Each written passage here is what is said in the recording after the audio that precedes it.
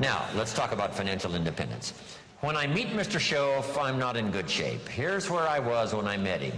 Pennies in my pocket and nothing in the bank.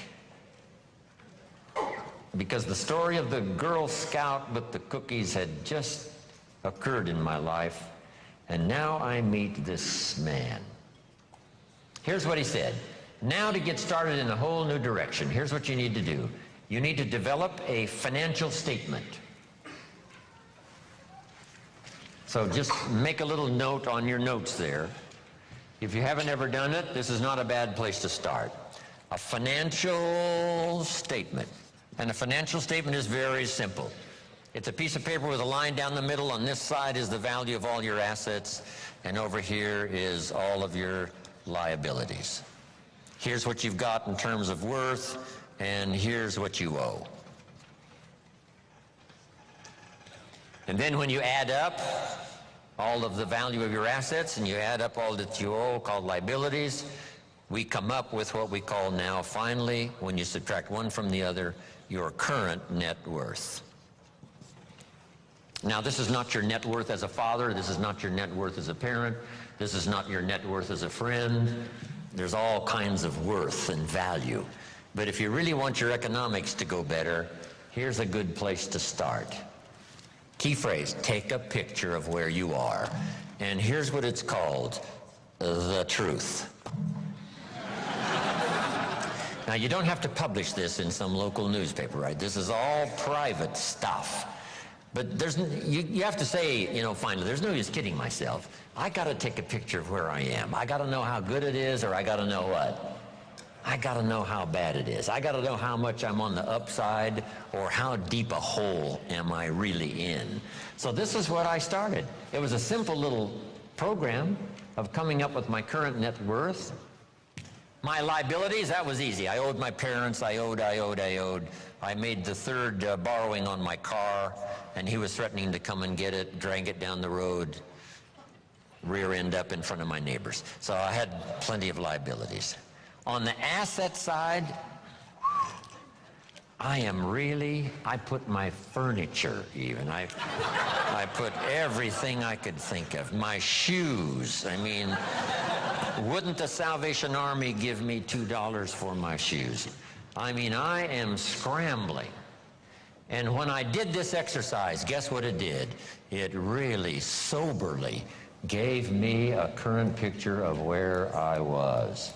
And guess what? I was unhappy. But here's what's important about the truth. It sets you free. Number one, free to correct old errors in judgment. That's what the truth is for, to correct old errors. After 6 years, I started working when I was 19. And when I took a picture of where I was, it was not a very happy experience. So now, where do we go from here? In putting together a financial statement, realizing exactly where we are, no nonsense, this is the real deal. We don't have to share it with anybody, but we do need to know the truth for ourselves. Now here's what we need. Number one, perhaps a new philosophy. Let me give you sort of the simple philosophy of the rich and the poor. Here's the philosophy usually of the rich and the poor. Poor people spend their money and invest what's left. Here's usually the philosophy of the rich. The rich invest their money and spend what's left. It's just a little turn of semantics. But the little turn of semantics is like the turn of the set of the sail that takes you in a whole different direction to wind up at a good place in 1 year, or a place, you know, of average, mundane, where you don't really want to be. Just that little simple shift of philosophy. So here's the key. Think like the rich. Invest your money first, then spend what's left. Don't spend your money and invest what's left. When I gave this little class one time at a school class, the teacher said, you know, you must not, you know, promise people that with a little bit of investment every month that they can, you know, make their fortune, because people nowadays are overloaded. They're spending everything they make. You know, their standard of living is right up there. And I said, well, this is where it all begins. I said, could we think of someone, and this was a long time ago, of course, that makes $2,000 a month? She said, yes, no problem. We can probably find someone that makes $2,000 a month. What would this couple, this family tell you it takes to pay all the bills and just keep their head above water? And she said, well, $2,000. I said, could we possibly find somebody not far from here that makes $2,500 a month, right? Maybe even both working combined. $2,500 a month, $500 a month more. What would this family say it probably takes to pay all the bills and keep your head above water? What would they say, right? $2,500. So I said to her, what happened to this $500? How did it disappear?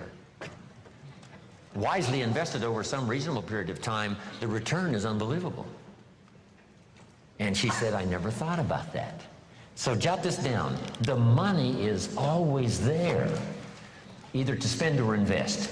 The difference in what you do with it is based on philosophy, not economy.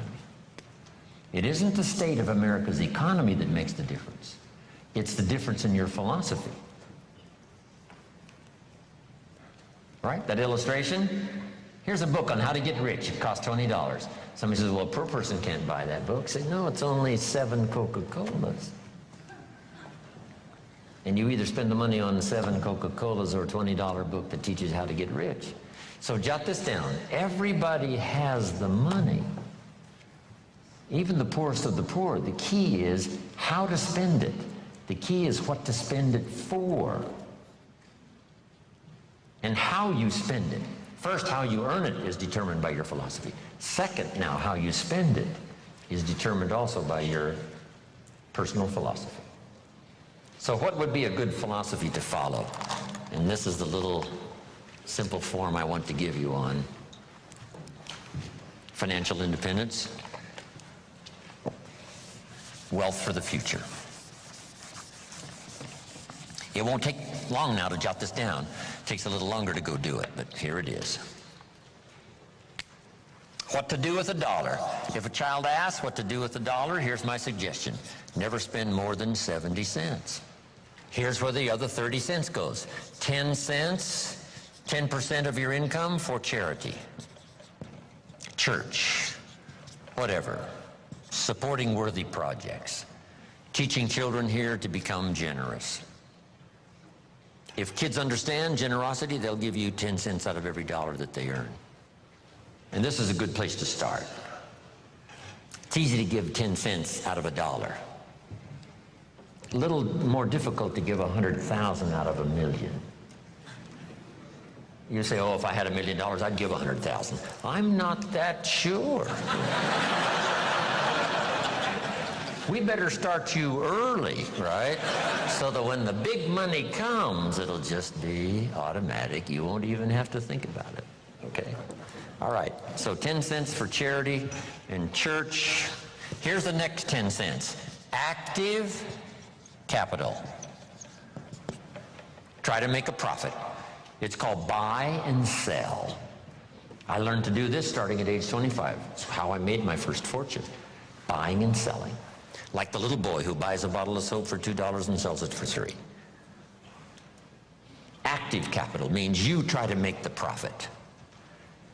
Buy a piece of property and improve it and sell it. Active capital.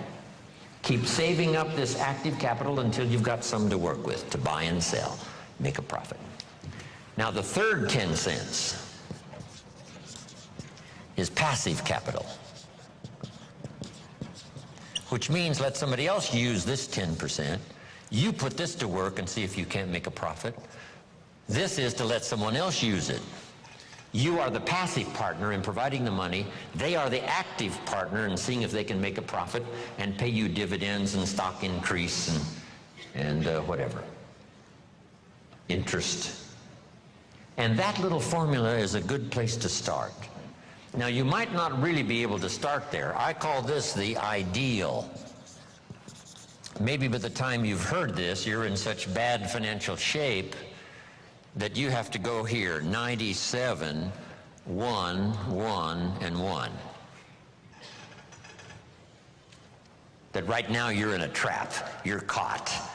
and it's going to take you a while to get out. So right now, you got to spend 97% of your income, right, for your living and lifestyle, because, you know, you're caught, you're obligated, you know, there's no way out.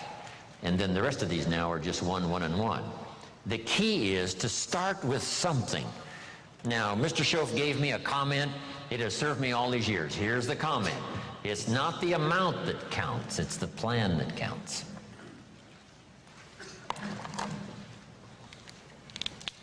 When I first met him, I said, if I had more money, I'd have a better plan. He said, no, if you had a better plan, you'd have more money. So if you have to, you start with 97, 1, and 1. Then what do? Now comes the project right away of trying to get this 97 figure to go down and these other three numbers to start going up. This now becomes an exciting game to play. In another seminar, I talk about measuring progress. This is one of the great motivating factors in the world, is to start something and make progress. Start something and make progress. See, Jim Rohn told us the ideal was 70, 10, 10, and 10. But I can't start there. I've got to start with 97, 1, and 1. And here's what you've got to understand. This is okay. I mean, if this is where you have to start, that's where you have to start. Then you start driving this number down and start driving these numbers up. And it's a whole game to play till finally you can arrive at this pretty good ideal way what to do with the money you earn from a paycheck or from dividends or from whatever sources. 70, 10, 10, 10. I mentioned the name Sarah Alfaro in Mexico. I taught her this, and she's been teaching it to the people she's responsible for over all the last 10 years. And some of them now are doing extremely well, making big money, and they've got houses and cars and, you know, all kinds of stuff. 70, 10, 10, and 10. Now, when you start getting into the big money, these numbers have to change again. I probably don't spend more than 10% of my income. So if this number for me is 10%, you can imagine what these other three numbers probably are. So if you have to, you start here. Get to the ideal. And then when it really starts to flow in your favor, you rearrange this program again, 10%.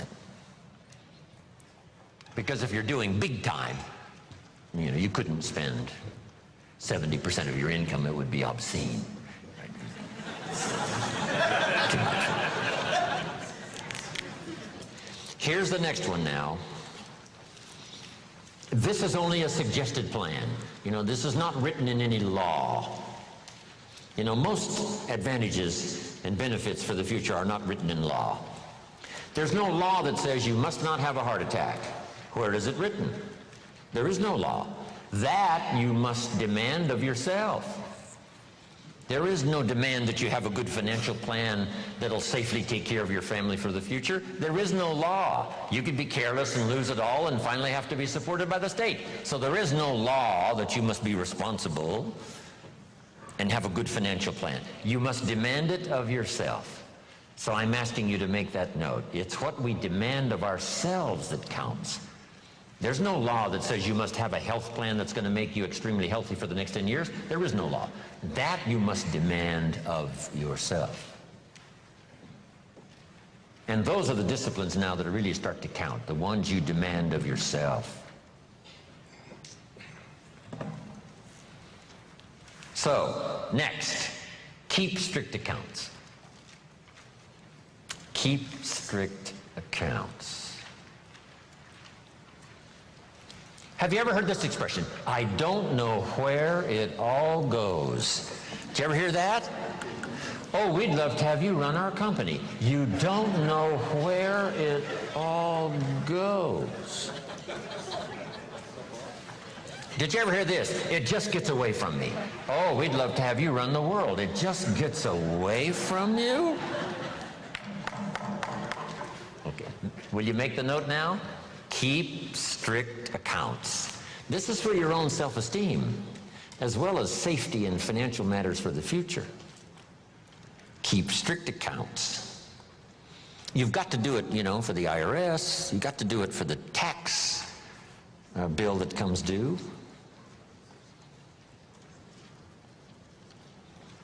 Then there's one more. Be happy to pay your taxes. And this is an assignment that's one of the toughest. I'm trying to finish this book I've been working on for so long. Hopefully I'll get it done one of these days. And the title is, Of Course Kids Should Pay Taxes. And it's a little book on really everybody should pay taxes. And then you need to know why. In California, if a 10-year-old walks into 7-Eleven and buys something that costs $1, the proprietor asks the child for 8 more pennies. Does the child have a right to know how come we're asking him for 8 more pennies? And the answer is yes. The kid says, I'm only 10 years old. And the proprietor says, congratulations, you're my youngest taxpayer. Now the kid wants to know, who gets these 8 pennies? Where does it go? And here's what the proprietor, if he's wise, says. Well, if you want to ride your bicycle on the sidewalk instead of in the mud, you have to pay the 8 pennies. Everybody pays the 8 pennies on every dollar, so that we have streets and we have a sidewalk. So you don't have to ride your bicycle in the dirt and the mud, you got the sidewalk. And now the child understands, okay, here's my 8 pennies. So jot this down now. Everybody has to pay. We can't let anybody off the hook, because all of us are in this together. And you can't build your own section of the street out in front of your home. What kind of equipment would you need to build your own piece of the street out in front of your house? No, you can't do that. So we take these collective needs that all of us need, and we ante up the money, whether it's federal or state or sales tax or whatever it is, so that all of this is taken care of us. Here's what it's called: the care and feeding of the goose that lays the golden eggs. You say, well, the goose eats too much. That's probably true. But make this note: better a fat goose than no goose at all. So everybody has to pay. How much do you think aircraft carriers cost? And we can't use used missiles.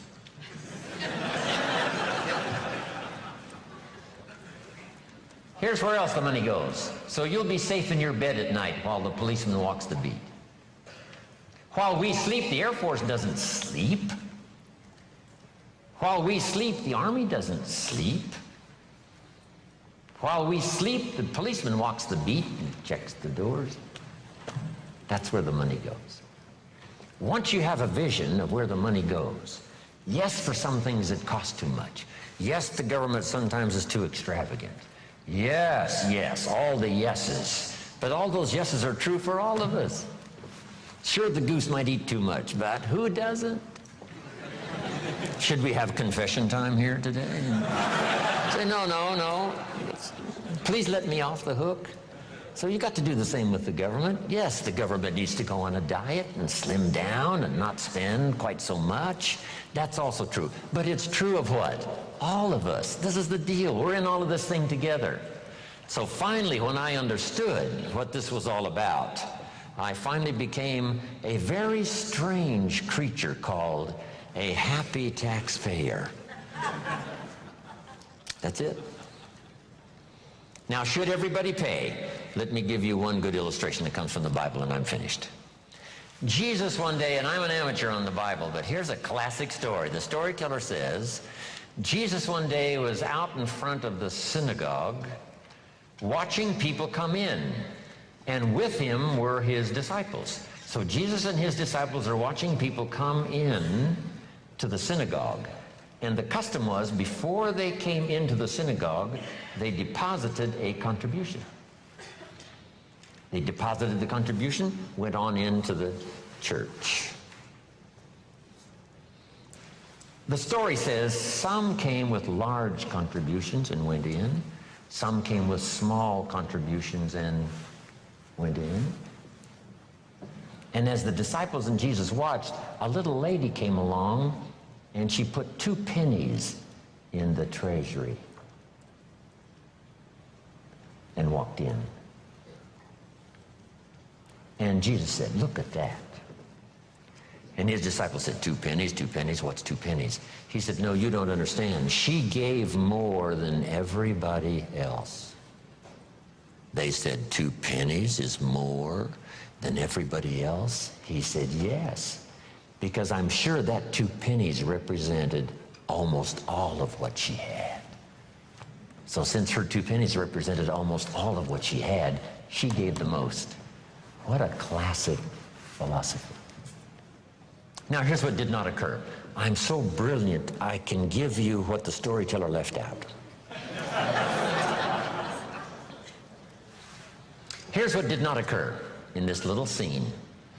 When the little lady put her 2 pennies in the treasury, Jesus and his disciples did not run after her and say, hey, hold it, little lady.